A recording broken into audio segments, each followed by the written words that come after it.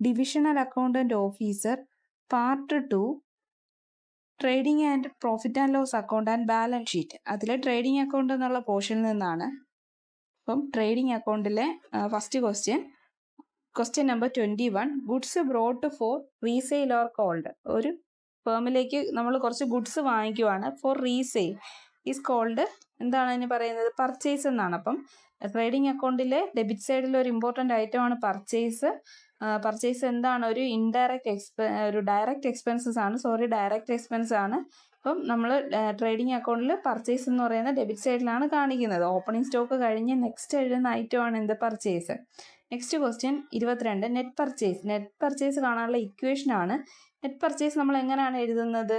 Net purchase total പർച്ചേസിൽ നിന്നും purchase return കുറച്ചിട്ടുള്ള amount ആണ് നമ്മൾ കാണിക്കുന്നത്. എന്ന് വെച്ചാൽ പർച്ചേസ് റിട്ടേൺ നമുക്കറിയാം, നമ്മളിപ്പോൾ ഒരു ട്രേഡിംഗ് ഫേമാണ്, നമ്മൾ കുറച്ച് റോ മെറ്റീരിയൽസ് എന്തെങ്കിലും മെറ്റീരിയൽസ് നമ്മൾ വാങ്ങിക്കുവാണെങ്കിൽ അതിലെന്തെങ്കിലും ഡാമേജസോ ക്വാണ്ടിറ്റി കുറവൊക്കെ ഉണ്ടെങ്കിൽ നമ്മളത് റിട്ടേൺ അയക്കും.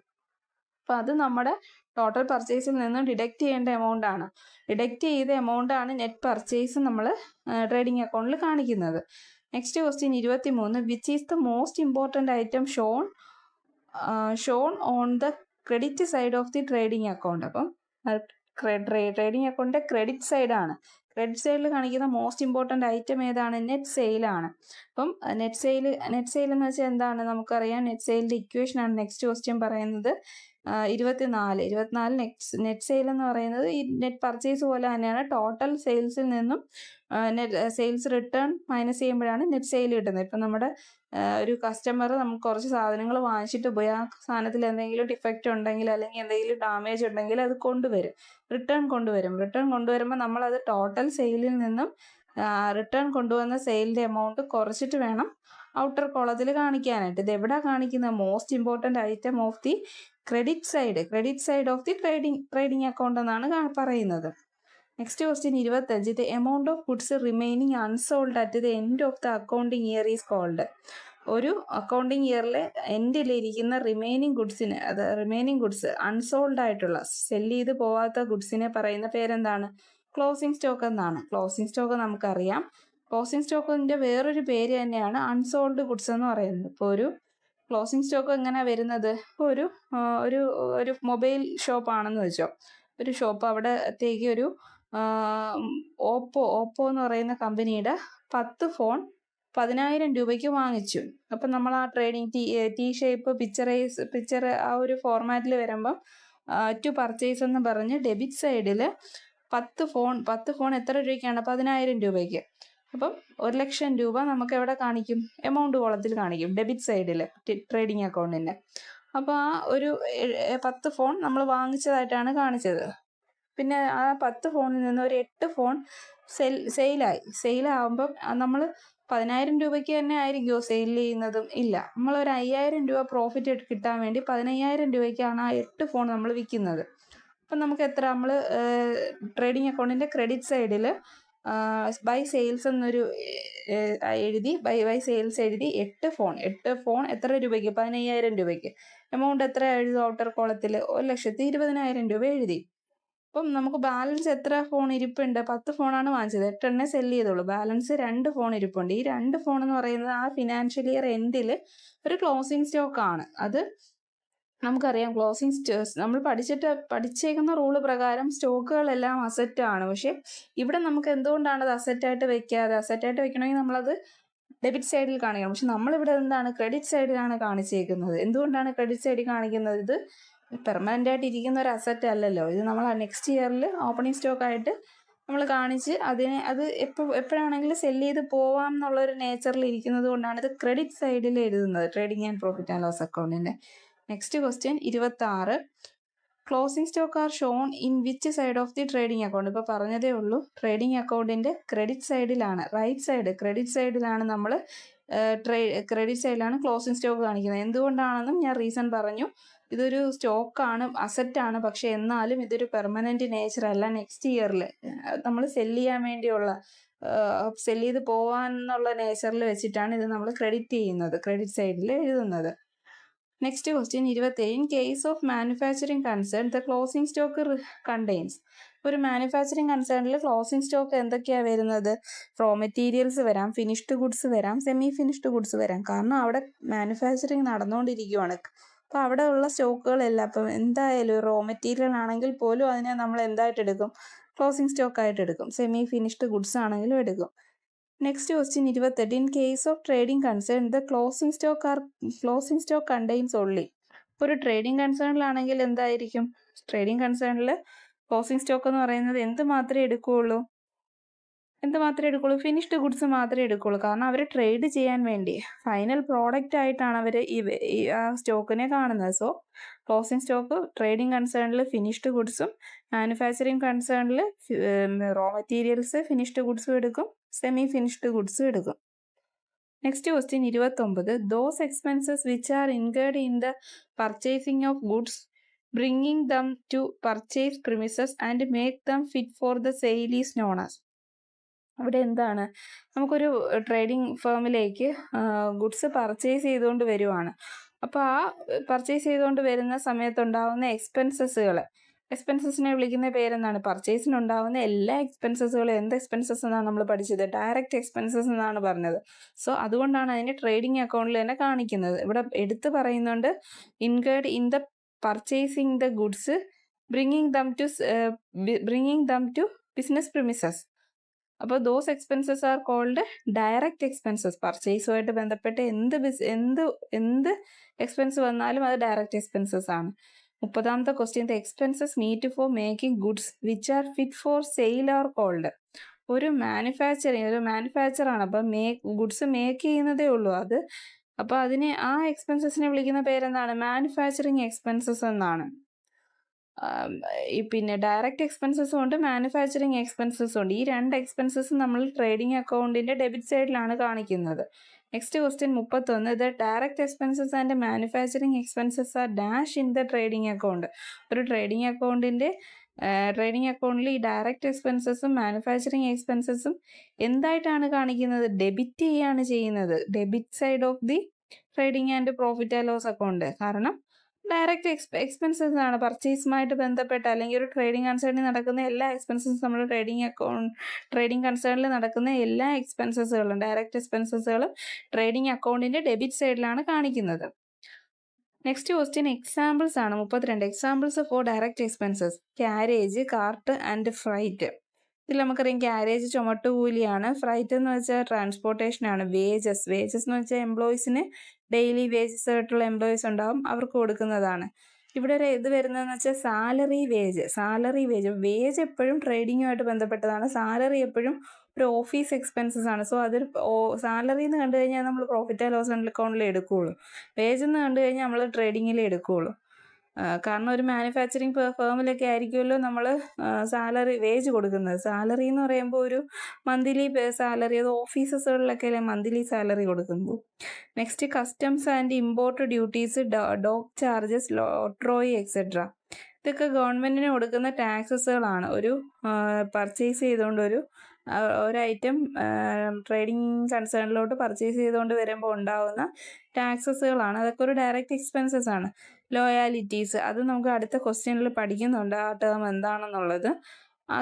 അത് വന്നാലും അത് എന്താണ്? ഡയറക്റ്റ് എക്സ്പെൻസസ് ആണ്. Gas, electricity, water, fuel, power, packing materials, consumable stores, factory expenses. Factory എന്ന് പറയുമ്പോഴും ട്രേഡിംഗ് ആണ്, ഓഫീസിലോട്ട് ആയിട്ടില്ല. അപ്പം factory, trade expenses, carriage, inward, ഇതൊക്കെ കണ്ടു കഴിഞ്ഞാൽ നമ്മൾ എന്ത് ചെയ്യണം? നമ്മളിത് ഡയറക്റ്റ് എക്സ്പെൻസസ് ആക്കി എടുക്കുകയാണ് ചെയ്യുന്നത് ട്രേഡിംഗ് അക്കൗണ്ടിൽ. Next question carriage 33. Carriage, inward, cart in and freight in are direct expenses which are dash in the trading account.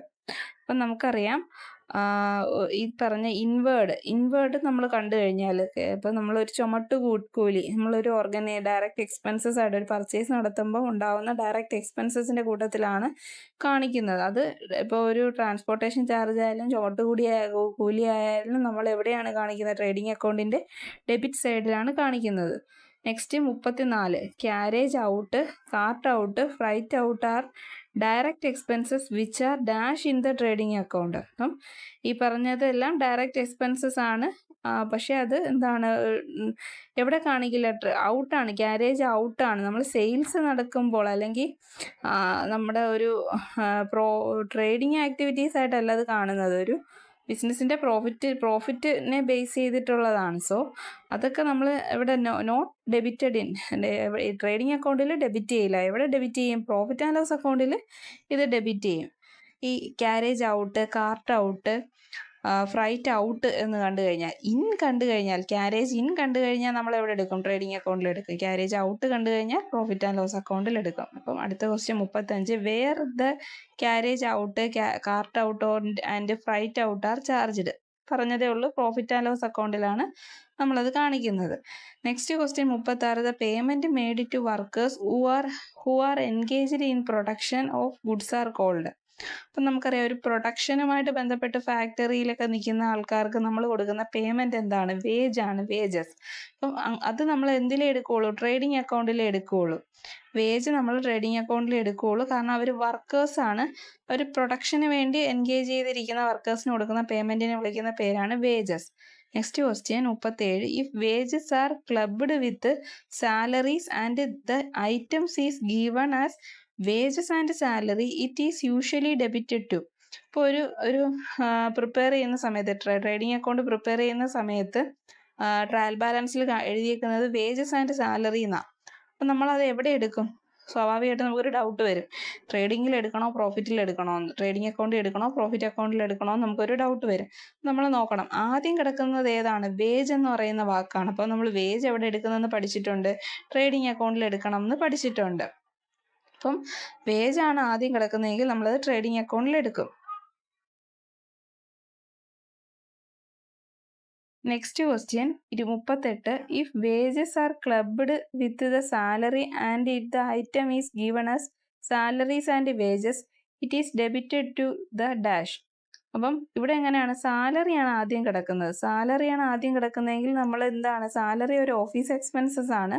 So ഇപ്പോൾ ട്രയൽ ബാലൻസിൽ നമുക്ക് സാലറി ആൻഡ് വേജസ് എന്ന് പറയുന്ന ഐറ്റമാണ്. അവിടെ എവിടെ എടുക്കുമെന്നൊരു കൺഫ്യൂഷൻ വരും, ട്രേഡിങ്ങിൽ എടുക്കണോ പ്രോഫിറ്റ് ആൻഡ് ലോസ് അക്കൗണ്ടിൽ എടുക്കണോ? സോ നമ്മൾ ആദ്യം കിടക്കുന്ന ഐറ്റം നോക്കുക, സാലറി എന്ന് പറയുന്ന ഐറ്റമാണ്. സോ സാലറി കണ്ടു കഴിഞ്ഞാൽ അത് പ്രോഫിറ്റ് ആൻഡ് ലോസ് അക്കൗണ്ടിലാണ് എടുക്കേണ്ടത്, ആദ്യം കിടക്കുന്ന ടേം. ഒറ്റയ്ക്കാണെങ്കിൽ നമുക്കറിയാം വേജ് നമ്മൾ എവിടെ എടുക്കുകയുള്ളൂ? ട്രേഡിങ്ങിൽ എടുക്കുകയുള്ളൂ. സാലറി നമ്മൾ എവിടെ എടുക്കുകയുള്ളൂ? പ്രോഫിറ്റ് ആൻഡ് ലോസ് അക്കൗണ്ടിൽ എടുക്കുകയുള്ളൂ. രണ്ടാമത് കിടക്കുന്നതിനല്ല ഇമ്പോർട്ടൻസ്, ഫസ്റ്റ് കിടക്കുന്ന ടേമിനാണ് ഇമ്പോർട്ടൻസ് കൊടുക്കേണ്ടത്. Next 39 dash is paid on crossing the goods from the border of the one state to another. അപ്പം ഇവിടെ ഒരു ഗുഡ്സ് സ്റ്റേറ്റ് ക്രോസ് ചെയ്യാൻ വേണ്ടി നമ്മൾ പേ ചെയ്യുന്ന എമൗണ്ടിന് വിളിക്കുന്ന പേരെന്താണ്? അതൊരു ടാക്സ് ആണ്, ഒട്രോയി എന്നാണ് പറയുന്നത്. ഒട്രോയി എന്ന് പറഞ്ഞാൽ എന്താണ്? Octroi is a tax on various goods brought into a town. നമ്മുടെ ഒരു ഇപ്പോൾ ഒരു കേരളത്തിൽ നിന്ന് അല്ലെങ്കിൽ തമിഴ്നാട്ടിൽ നിന്നും കുറച്ച് ഗുഡ്സ് നമ്മുടെ കേരളത്തിലോട്ട് കൊണ്ടുവരുന്നതിന് നമ്മൾ ഗവൺമെൻറ്റിന് പേ ചെയ്യുന്ന ടാക്സസിനെയാണ് ഒട്രോയി എന്ന് പറയുന്നത്. ഇതൊരു ഡയറക്റ്റ് എക്സ്പെൻസസ് ആണ്. ഇപ്പോൾ റോ മെറ്റീരിയൽസ് പർച്ചേസ് ചെയ്യുമ്പോൾ സാധാരണ നമ്മൾ എന്തായാലും നമ്മൾ ടാക്സ് കൊടുക്കണം. നമ്മൾ സാധാരണ കൊടുക്കുന്ന ട്രാൻസ്പോർട്ടേഷനും ലോഡിങ്ങും ചാർജ് പോലെ തന്നെ നമ്മൾ ഗവൺമെൻറ്റിനും ടാക്സ് കൊടുക്കണം. അത് നമ്മൾ എന്ത് എക്സ്പെൻസസ് ആയിട്ടാണ് പറയുന്നത്? ഡയറക്റ്റ് എക്സ്പെൻസസ് ആണ് പറയുന്നത്. ആ പറയുന്ന ടേമിനെയാണ് ഒട്രോയി എന്ന് പറയുന്നത്. Next question 40 dash are the payments made for using the right of other persons. അപ്പം അത് നമ്മൾ നേരത്തെ പറഞ്ഞ ലോയാലിറ്റീസ് എന്ന് വെച്ചാൽ നമ്മൾ ഒരു പേഴ്സൻ്റെ റൈറ്റ് നമ്മൾ യൂസ് ചെയ്യുവാണ്. ആ യൂസ് ചെയ്യുന്നതിന് നമ്മൾ പേയ്മെന്റ് കൊടുക്കുന്നുണ്ട്. ആ പേയ്മെന്റ് കൊടുക്കുന്നതിനെ എന്താണ്? ലോയാലിറ്റി എന്നാണ് പറയുന്നത്. ഇപ്പം നമുക്കതിനൊരു എക്സാമ്പിൾ പറയാം. ഒരു എഴുത്തുകാരൻ, ഇപ്പോൾ ഉദാഹരണത്തിന് നമ്മുടെ ആടുജീവിതം എന്ന് പറഞ്ഞ ബുക്ക് എഴുതിയ റൈറ്റർ ആരാണ്? ബെന്യാമിൻ. അപ്പോൾ ബെന്യാമിൻ ആ ബുക്ക് എഴുതി നോവലാക്കി എഴുതിയേക്കുക. അപ്പോൾ പുള്ളിക്ക് അത് മാർക്കറ്റ് ചെയ്യാനുള്ള ഫെസിലിറ്റീസോ അതിനെപ്പറ്റിയുള്ള കാര്യങ്ങളോ ഒന്നും അറിയില്ല. അപ്പം പുള്ളി എന്ത് ചെയ്യാണ്? ഇപ്പോൾ DC ബുക്സ് എന്ന് പറയുന്ന ഒരു പബ്ലിഷിംഗ് കമ്പനിയാണ്. അവരെ അപ്രോച്ച് ചെയ്തിട്ട് പറയുവാണ് എൻ്റെ ഈ ബുക്ക് ഒന്ന് പബ്ലിഷ് ചെയ്ത് തരണം എന്ന്. അപ്പം അവരെന്ത് ചെയ്യും, ഈ ബുക്ക് പബ്ലിഷ് ചെയ്യാനുള്ള ഒരു എഗ്രിമെൻ്റ് എല്ലാം തയ്യാറാക്കി ഈ ഓതറുടെ കയ്യിൽ നിന്നും ഒരു റൈറ്റ് ഉണ്ടല്ലോ, ആ റൈറ്റ് കൊടുക്കും. ആർക്ക് കൊടുക്കും? ഈ ബെന്യാമിൻ DC ബുക്സിന് ഒരു റൈറ്റ് കൊടുക്കും, എൻ്റെ ബുക്ക് പബ്ലിഷ് ചെയ്യാനുള്ള റൈറ്റ് കൊടുക്കും. അപ്പം ഈ പബ്ലിഷേഴ്സ് DC ബുക്സ് എന്ത് ചെയ്യും, ഓതർക്ക് ഒരു പീരിയോഡിക്കൽ സം കൊടുക്കും. പീരിയോഡിക്കൽ സമ്മിന് ആ ഒരു തുകയെ പറയുന്ന പേരാണ് ലോയാലിറ്റീസ് എന്ന് പറയുന്നത്. അപ്പം ഇവിടെ എങ്ങനെയാണ് അത്, ഈ ഓതർ എന്ന് പറയുന്നത് ബെന്യാമിൻ ആരാണ്? ഓണറാണ്. DC ബുക്സ് ഓണറാണോ? അല്ല, അവരതിൻ്റെ യൂസേഴ്സാണ്. അപ്പം ഈ സെയിൽസിൻ്റെ വോളിയം അനുസരിച്ച് ലോയാലിറ്റി എമൗണ്ട് ആർക്ക് കൊടുത്തുകൊണ്ടിരിക്കും? റൈറ്റർക്ക് കൊടുത്തുകൊണ്ടിരിക്കും DC ബുക്സ്. അപ്പോൾ ബെന്യാമിൻ ഒരു തുക, ഇപ്പം ആടുജീവിതം എന്ന് പറയുന്ന ബുക്ക് 2 ലക്ഷം കോപ്പി വിറ്റെന്ന് വെച്ചോ. അപ്പം അതിനൊരു വില അവർ ഓൾറെഡി ഫിക്സ് ചെയ്തിരിക്കും. ഒരു minimum amount of purchase, minimum rent എന്നാണ് അതിന് പറയുന്നത്. ആ മിനിമം റെൻ്റ് ആദ്യമേ DC ബുക്സ് ഫിക്സ് ചെയ്ത് ആർക്ക് കൊടുത്തിരിക്കും? ബെന്യാമിന് കൊടുത്തിരിക്കും. ആ ഒരു പീരിയോഡിക്കൽ സമ്മിനെ വിളിക്കുന്ന പേരാണ് എന്ത്? ലോയാലിറ്റി എന്ന് പറയുന്നത്. അപ്പോൾ ഇവിടെ എന്താണ്? Loyalties are the payment made for using the right of the other person. അപ്പം ഇവിടെ അതർ പേഴ്സൺ ആരാണ് നമ്മൾ പറഞ്ഞ ഉദാഹരണത്തിൽ? ബെന്യാമിനാണ്, എഴുത്തുകാരൻ. അപ്പം മറ്റേ കമ്പനിക്ക് DC ബുക്സ് അവിടെ എന്താണ്? അത് യൂസേഴ്സാണ്, അത് യൂസ് ചെയ്യുന്നവരാണ്. അപ്പം അതാണ് ലോയാലിറ്റി. അതും നമ്മൾ ഡയറക്റ്റ് എക്സ്പെൻസസ് ആയിട്ടാണ് കാണുന്നത്. Next question 41. Packing materials are direct expenses used for packing the goods purchased for bringing them to the shop or converting them to saleable conditions and they are charged to be dash account. അപ്പോൾ ഈ പറഞ്ഞ കാര്യങ്ങളെല്ലാം നമുക്ക് വായിക്കുമ്പോഴേ അറിയാം, materials ആണ്. അതിനെ എന്ത് ചെയ്യണം? പർച്ചേസ് ചെയ്യണം, അതിനെ കൺവേർട്ട് ചെയ്ത് സെയിലബിൾ ഗുഡ്സ് ആക്കി മാറ്റണം. ഇതെല്ലാം ഇവിടെ എന്ത് അക്കൗണ്ടിലാണ് നമ്മൾ കാണിക്കുന്നത്? ട്രേഡിംഗ് അക്കൗണ്ടിലാണ് കാണിക്കുന്നത്. ട്രേഡിംഗ് നേച്ചറുള്ള സ്വഭാവമുള്ള കാര്യങ്ങളാണ്. Next question 42. Packing expenses incurred after the product has been sold or for making product look attractive are indirect expenses and are charged to. ഇപ്പോൾ ഒരു എന്താണ്, അതിൽ കുറച്ചുകൂടെ അഡീഷൻസ് വരെയാണ്. എന്ത് ചെയ്യുക? Packing expenses incurred after the product. ഒരു product finished goods ആയി സോൾഡ് ചെയ്യാൻ വേണ്ടി നമ്മൾ ഫൈനൽ പർപ്പസിന് വേണ്ടി കൊണ്ടുവന്നേക്കുവാണ്. അപ്പം അതിനെ കുറച്ച് അട്രാക്റ്റീവ് ആക്കുന്നതും എല്ലാം എന്താണ്? ഒരു ഇൻഡയറക്റ്റ് എക്സ്പെൻസസ് നേച്ചറിലുള്ളതാണ്. അപ്പോൾ ഇൻഡയറക്റ്റ് എക്സ്പെൻസസ് നേച്ചറിലുള്ള കാര്യങ്ങളെല്ലാം നമ്മൾ എവിടെയാണ് കാണിക്കുന്നത്? പ്രോഫിറ്റ് ആൻഡ് ലോസ് അക്കൗണ്ടിലാണ് കാണിക്കുന്നത്. അപ്പം നമുക്ക് ആ ഒരു ഡിഫറൻസ് മനസ്സിലാക്കണം. ഡയറക്റ്റ് എക്സ്പെൻസസ് എവിടെയാണ് എടുക്കുന്നത്, ഇൻഡയറക്റ്റ് എക്സ്പെൻസസ്, അത് വായിച്ച് നോക്കണം. അപ്പം ഡയറക്റ്റ് എക്സ്പെൻസസിന് നമ്മൾ കുറച്ച് ഉദാഹരണങ്ങൾ പഠിച്ചു. ഇൻഡയറക്റ്റ് എക്സ്പെൻസസും ഉണ്ട് ഓരോ. ഇപ്പം നമ്മൾ പറഞ്ഞു ഗ്രോസ് പ്രോഫിറ്റ് കാണുന്നത് എവിടെയാണ്? ട്രേഡിങ്. അപ്പം അവിടെ നമ്മൾ എന്തേ എടുക്കുകയുള്ളൂ? ആ ഒരു പ്രോഫിറ്റ് മാത്രം. പ്രോഫിറ്റിൽ നിന്ന് വേറെ ഡിഡക്ഷനോ കാര്യങ്ങളോ ഒന്നുമില്ല. ഡിഡക്ഷനോ കാര്യങ്ങളോ വരുന്ന എമൗണ്ട് നമ്മൾ നെറ്റ് പ്രോഫിറ്റ് എന്ന് പറയാം. അത് നമ്മൾ കാണാൻ വേണ്ടി പ്രോഫിറ്റ് ആൻഡ് ലോസ് അക്കൗണ്ടിൽ കുറച്ചുകൂടെ ഡിഡക്ഷൻസും കാര്യങ്ങളും. അപ്പം ഇൻഡയറക്റ്റ്ലി ഉള്ള എക്സ്പെൻസസുകളെല്ലാം നമ്മൾ അവിടെ ഡിഡക്റ്റ് ചെയ്യുന്നുണ്ട്. അപ്പം ഇത്രയാണ് ഈ ഒരു പാർട്ടിലുള്ളത്. Thank you.